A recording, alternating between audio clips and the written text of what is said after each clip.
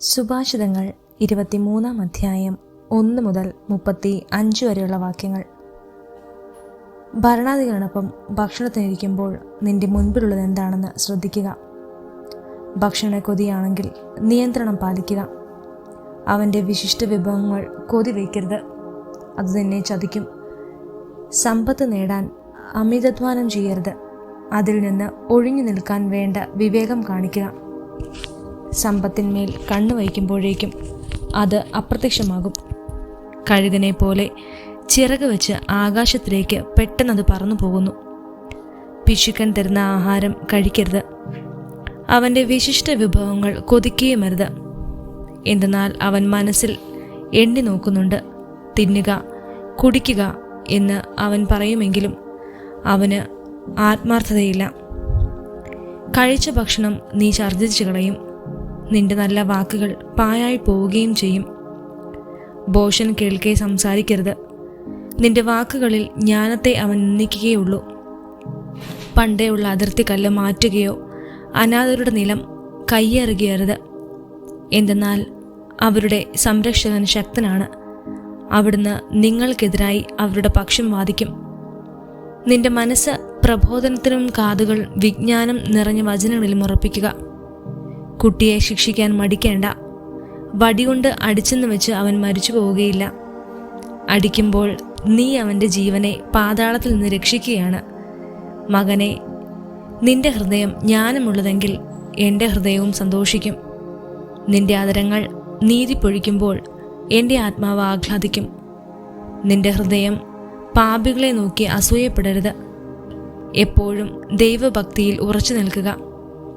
തീർച്ചയായും നിനക്കൊരു ഭാവിയുണ്ട്, നിന്റെ പ്രതീക്ഷയ്ക്ക് ഭംഗം നേരുകയില്ല. മകനെ, ശ്രദ്ധിച്ചു കേൾക്കുക, വിവേകം പുലർത്തുക, മനസ്സിനെ നല്ല വഴിക്ക് നയിക്കുകയും ചെയ്യുക.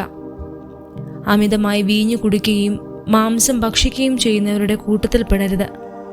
എന്തെന്നാൽ മദ്യപനും ഭോജനപ്രിയനും ദാരിദ്ര്യത്തിലകപ്പെടും. മത്ത് പിടിച്ച് മയങ്ങുന്നവന് കീറത്തുണി ഉടുക്കേണ്ടി വരും. നിനക്ക് ജന്മം നൽകിയ പിതാവിനെ അനുസരിക്കുക, വൃദ്ധയായ അമ്മയെ നിന്ദിക്കരുത്. എന്ത് വില കൊടുത്തും സത്യം നേടുക, അത് കൈവിടരുത്. ജ്ഞാനവും പ്രബോധനവും ബുദ്ധിയും നേടുക.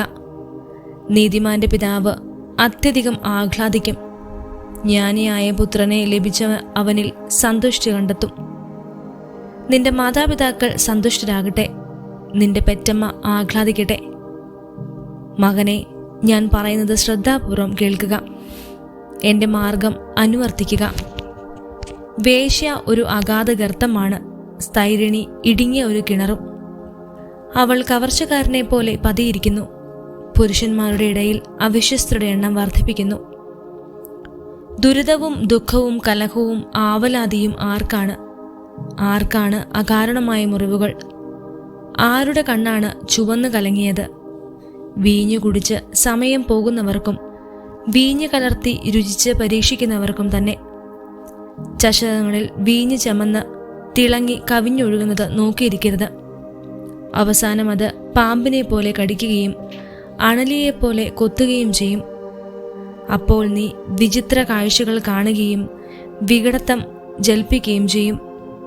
നീ നടുക്കടലിൽ അകപ്പെട്ടവനെ പോലെയും പാമരത്തിൻ്റെ മുകളിൽ തൂങ്ങിക്കിടക്കുന്നവനെ പോലെയും ആയിത്തീരും. നീ പറയും, അവർ എന്നെ അടിച്ചു, എനിക്ക് വേദനിച്ചില്ല. അവർ എന്നെ പ്രഹരിച്ചു, എനിക്ക് ഏറ്റില്ല. ഞാൻ എപ്പോഴാണ് ഉണരുക? ഞാൻ ഇനിയും കുടിക്കും. സുഭാഷിതങ്ങൾ 24 അധ്യായം 1 മുതൽ 34 വരെയുള്ള വാക്യങ്ങൾ. ദുഷ്ടരെക്കുറിച്ച് അസൂയ തോന്നരുത്, അവരോട് കൂട്ടുകൂടാൻ ആഗ്രഹിക്കുകയുമരുത്. അവരുടെ മനസ്സ് അക്രമം ചിന്തിക്കുകയും അവരുടെ അധരങ്ങൾ ഏഷണി പറയുകയും ചെയ്യും. ജ്ഞാനത്താൽ വീട് പണിയപ്പെടുന്നു, വിവേകത്താൽ അത് ഉറപ്പിക്കപ്പെടുന്നു. അമൂല്യവും മനോഹരവുമായ വസ്തുക്കളാൽ വിജ്ഞാനം അതിലെ മുറിവുകൾ നിറയ്ക്കുന്നു. ജ്ഞാനി കരുത്തനേക്കാൾ ബലവാനത്രേ, അറിവുള്ളവൻ ശക്തനേക്കാളും. വിവേകിയായ മാർഗദർശി ഉണ്ടെങ്കിലേ യുദ്ധത്തിന് പുറപ്പെടാവൂ. ഉപദേഷ്ടാക്കൾ ധാരാളം ഉണ്ടെങ്കിൽ വിജയം നേടാം. ജ്ഞാനം ബോഷന് കയ്യെത്താത്ത ഉയരത്തിലാണ്. സദസ്സിൽ അവൻ വായ് തുറക്കുകയില്ല. തിന്മ നനയ്ക്കുന്നവൻ ഉപജാപകൻ എന്നറിയപ്പെടും. ബോഷൻ ആലോചിക്കുന്ന എന്തും പാപമാണ്. പരിഹാസകൻ മനുഷ്യരെ വെറുപ്പിക്കുന്നു. ആപത്ഘട്ടങ്ങളിൽ പതറിപ്പോകുന്നവൻ ദുർബലനത്രേ. കൊലയ്ക്ക് കൊണ്ടുപോകുന്നവരെ മോചിപ്പിക്കുക, കൊലക്കളത്തിലേക്ക് വലിച്ചിഴക്കപ്പെടുന്നവരെ രക്ഷപ്പെടുത്തുക. ഞാനത് അറിഞ്ഞില്ല എന്ന് നീ പറഞ്ഞാൽ തന്നെ ഹൃദയത്തെ തൂക്കി നോക്കുന്നവൻ സത്യം ഗ്രഹിക്കുന്നില്ലേ? നിന്റെ ആത്മാവിനെ നിരീക്ഷിച്ചു കൊണ്ടിരിക്കുന്നവൻ അതറിയുകയില്ലേ? അവിടുന്ന് പ്രവർത്തിക്കത്തക്ക പ്രതിഫലമല്ലേ നൽകുക?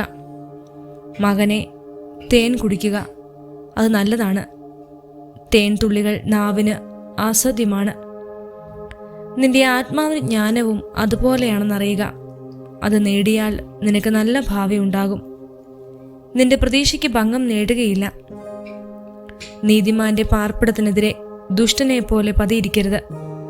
അവന്റെ ഭവനത്തെ ആക്രമിക്കുകയും അരുത്. എന്തെന്നാൽ നീതിമാൻ 7 തവണ വീണാലും വീണ്ടും എഴുന്നേൽക്കും. ദുഷ്ടനാകട്ടെ കാലിടറി വീഴുന്നത് പൂർണ്ണ നാശത്തിലേക്കാണ്. ശത്രുവിന്റെ പതനത്തിൽ ആഹ്ലാദിക്കരുത്. അവൻ തട്ടി വീഴുമ്പോൾ സന്തോഷിക്കുകയും അരുത്. സന്തോഷിച്ചാൽ കർത്താവിന് നിന്നോട് അപ്രീതി തോന്നുകയും നിന്റെ ശത്രുവിൽ നിന്ന് തൻ്റെ കോപം അകറ്റിക്കളയുകയും ചെയ്യും. തിന്മ പ്രവർത്തിക്കുന്നവരെ ഓർത്ത് അസ്വസ്ഥപ്പെടാകേണ്ട. ദുഷ്ടരെ നോക്കി അസൂയപ്പെടുകയും വേണ്ട. എന്തെന്നാൽ തിന്മ ചെയ്യുന്നവന് ഭാവിയില്ല. ദുഷ്ടരുടെ വിളക്ക് അണഞ്ഞുപോകും. മകനെ, കർത്താവിനെയും രാജാവിനെയും ഭയപ്പെടുക. അവരെ ധിക്കരിക്കരുത്. എന്തെന്നാൽ അവരിൽ നിന്നുള്ള ശിക്ഷ പെട്ടെന്നായിരിക്കും. അതിൽ നിന്നുണ്ടാകുന്ന നാശത്തിൻ്റെ വലുപ്പം ആർക്കാണ് ഊഹിക്കാൻ കഴിയുക? ഇനി പറയുന്നവയും ജ്ഞാനികളുടെ സൂക്തങ്ങളും ആണ്. ന്യായം വിധിക്കുന്നതിൽ പക്ഷപാതം പാടില്ല. കുറ്റവാളികളോട് നിങ്ങൾ നിരപരാധരാണ് എന്ന് പറയുന്നവനെ ജനങ്ങൾ ശപിക്കും. ജനതകൾ അവനെ വെറുക്കും. എന്നാൽ കുറ്റവാളികളെ ശാസിക്കുന്നവർ സന്തോഷം അനുഭവിക്കും. അവർക്ക് സമൃദ്ധമായ അനുഗ്രഹം ലഭിക്കും. സത്യസന്ധമായ ഉത്തരം നൽകുന്നത് ചുംബനം നൽകുന്നത് പോലെയാണ്. ആദ്യം പുറത്തെ ജോലികൾ ക്രമപ്പെടുത്തുക, വയലിലും എല്ലാം സജ്ജീകരിക്കുക. അതിനുശേഷം വീടുപണി തുടങ്ങുക. അയൽക്കാരനെതിരെ അകാരണമായി സാക്ഷി നിൽക്കരുത്. അവനെ വാക്കുകൊണ്ട് വഞ്ചിക്കുകയും അരുത്. എന്നോട് പ്രവർത്തിച്ചതുപോലെ ഞാൻ അവനോട് പ്രവർത്തിക്കും, അവൻ ചെയ്തതിന് ഞാൻ പകരം ചെയ്യും എന്ന് നീ പറയരുത്. ഞാൻ അലസന്റെ വയലും ബുദ്ധിശൂന്യന്റെ മുന്തിരിത്തോപ്പും കടന്നുപോയി. അവിടെയെല്ലാം മുള്ളുകൾ നിറഞ്ഞിരിക്കുന്നു.